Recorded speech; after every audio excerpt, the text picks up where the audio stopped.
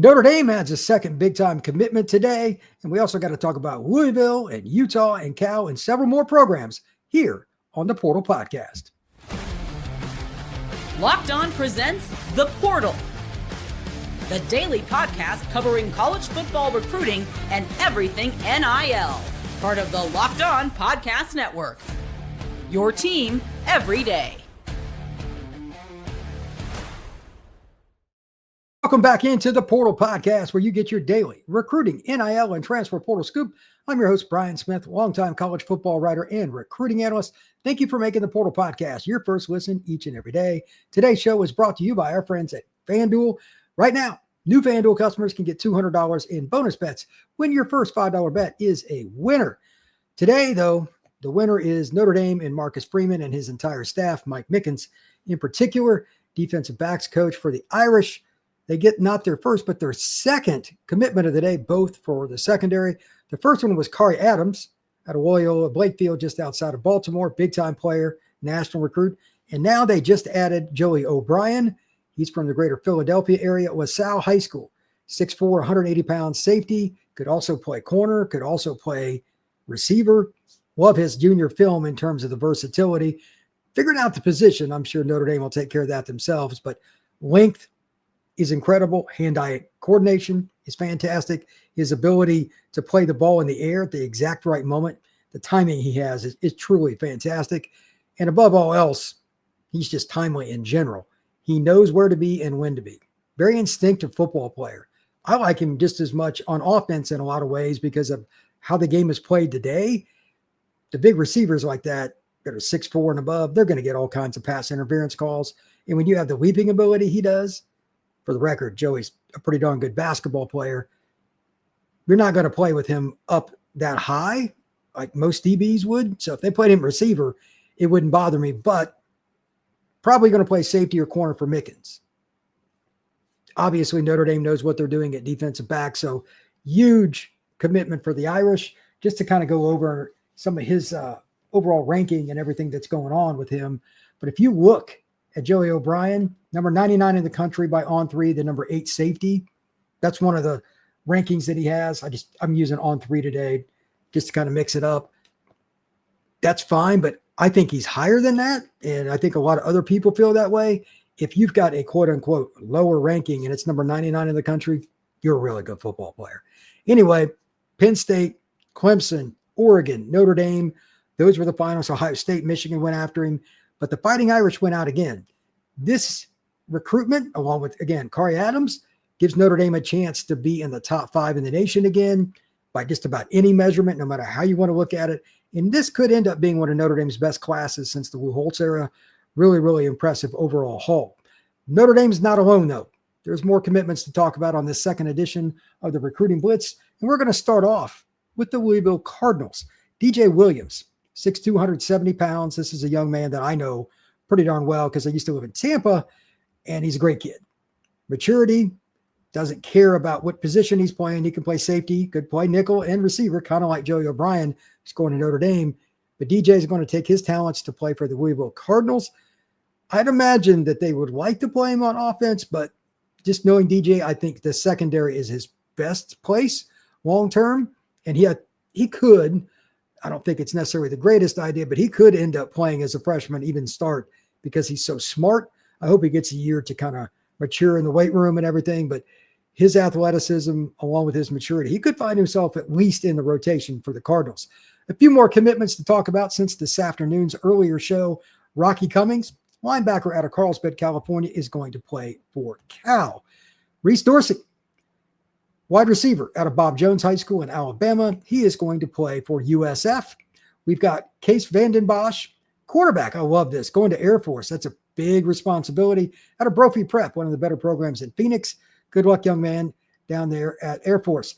Kari Adams earlier today, as I mentioned, committed to Notre Dame. We got Phoenix Dongia. I think that's how I pronounce that. He's going to James Madison. He's from Cardinal Newman, one of the better programs in Palm Beach County in South Florida. Frankie McAllister, he's going to take his talents to Army. He's out of St. Francis de Sales, defensive end, 6'5", 220, again, going to Army.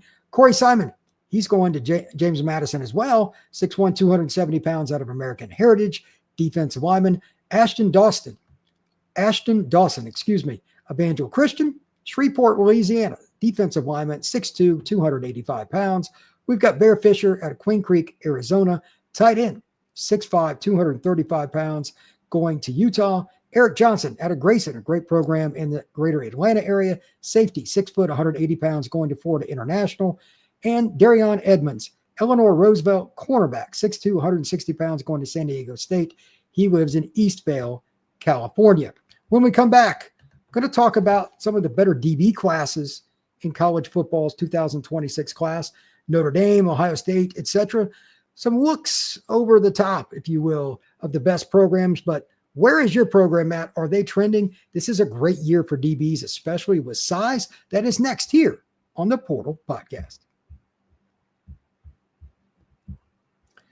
The Major League Baseball season is heating up, and every game brings hits, standout pitching, unforgettable moments, walk-off homers, no-hitters in the making.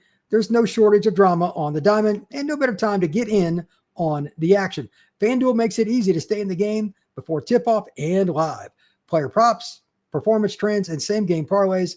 Fans have more ways than ever to play smart and to win bigs.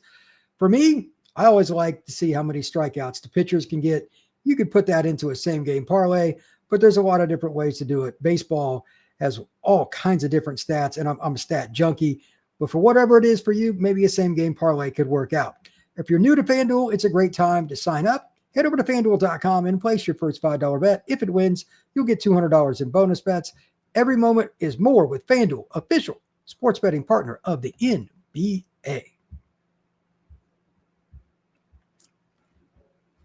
This is a very good defensive back class. Not just kind of good. There's all kinds of size, guys that fit zone, guys that fit man, guys that can play either. It's a lot of fun to watch. And a lot of these young men are committed, and I just wanted to talk about some of them. Since Notre Dame's gotten a couple of big-time commitments today, they're starting to catch up with a few other schools. I still think Ohio State probably has the best DB class, and I just started looking at Texas A&M's. That maybe it's them. It's a great combination. Alabama's is good. Georgia's is good. Florida's is good. Here in a couple more weeks, I want to talk about it, not just the DBs, but overall, who has the best DB class? Comment down below on YouTube. I'd love to hear what you have to say. It's a lot of fun for me to discuss because that position in today's college football world, where even some of the teams that are the bottom dwellers, name a conference, they probably have somebody that can throw it around, and they've got somebody that can go get it. If your team doesn't have really good DBs, you're not going to be able to compete at a high level. You're not going to move up the rankings. These schools, again, Ohio State, Texas A&M, Notre Dame, Georgia, Florida, Alabama, they've all done a pretty good job. I just want to use an example, and I want to go by On3's rankings just to be full disclosure here. Just the On3, it's not their composite, just their own rankings at the DB spots, whether it's corner or safety, and I'll explain and just talk about it. And you get an idea why these schools are consistently winning as well as building for the future. Since Joey O'Brien committed to Notre Dame, and they already got Corey Adams earlier today, I'll start with them. Again, Joey O'Brien, 6'4", 180 pounds, out of LaSalle, just outside of Philly. Number 99 overall, number 8 safety. They also got Adams, the corner, 6'2", 180 pounds. He's number 30 nationally by On3. He's the number 3 corner. They got Aiden Pouncey. They list him as a safety, but he could end up at corner as well. He's a really athletic kid, 6'2", 6'3", 170 pounds. He's the number 126 player by On3 and the number 12 safety. They also have Chasten Smith out of Tennessee, 6'1", 170 pounds. They have him as the number 286 player and the number 26 corner. So Notre Dame technically has the ability to have a full secondary in a traditional sense. Everybody runs nickel, obviously, nowadays as a base, but that's pretty impressive. The one that I think might be better, and I think On3 agrees with me, is Ohio State. It's pretty close, but Jordan Thomas, he's out of Bergen Catholic in New Jersey. I love him as a player. Could play corner, nickel, or safety. 6'1", 185 pounds. I think he's ranked too low here at 208. He's the number 22 corner, but he's a really sound player.